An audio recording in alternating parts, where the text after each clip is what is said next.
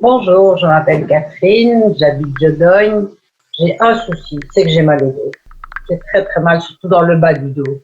Et voilà, je me demande ce que je peux faire pour améliorer cette situation. Santé, bonjour.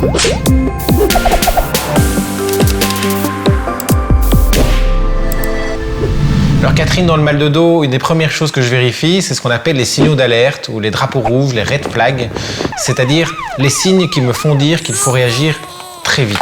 Alors quels sont ces signes? Eh bien par exemple, des difficultés à uriner, à aller à la toilette, ou bien des douleurs importantes parce qu'on vient de faire une chute. Ça peut être une fracture d'une vertèbre. Et chez des patients plus âgés, elles peuvent se casser toutes seules. C'est ce qu'on appelle l'ostéoporose.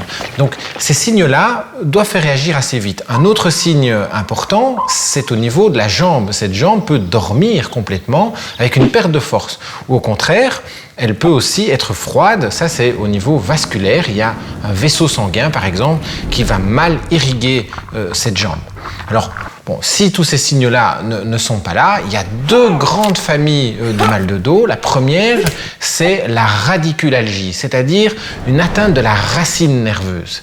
La racine nerveuse est une racine qui sort de la colonne vertébrale et qui va s'occuper d'innerver un membre, le membre inférieur dans ce cas-ci, la jambe, à la fois au niveau moteur, c'est-à-dire la force motrice, la force musculaire, mais aussi à la fois au niveau sensitif, et c'est ce qui fait d'ailleurs que la jambe peut dormir. Comment est-ce que cette racine peut être enflammée? Simplement parce qu'entre deux vertèbres de la colonne, il y a un disque intervertébral comme un petit savon.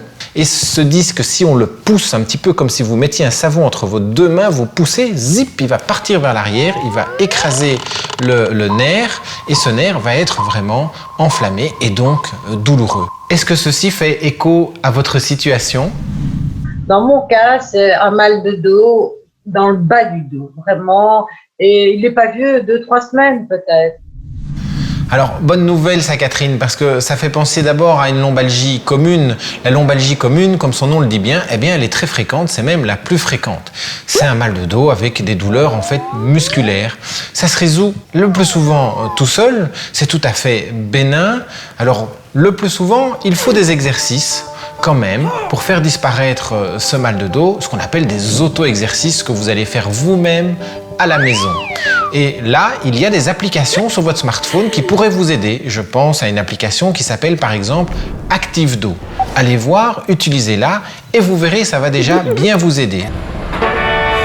Si ça ne suffit pas, vous pouvez utiliser des médicaments. Alors beaucoup de gens prennent pour ça du paracétamol. Ça ne fonctionne pas bien dans les lombalgies. Il vaut mieux utiliser un anti-inflammatoire. C'est la famille de l'ibuprofène, du diclofénac. Les anti-inflammatoires ne sont pas des bonbons, attention. Il faut les prendre toujours en mangeant parce qu'ils sont mauvais pour l'estomac. Et si vous avez un problème de rein ou une fonction rénale qui est diminuée, eh bien à ce moment-là, il vaut mieux ne pas en prendre. De toute façon, demandez toujours conseil à votre médecin pour ça. J'espère que ces conseils, Catherine, vous permettront d'aller mieux avec votre mal de dos et d'y trouver une résolution rapide.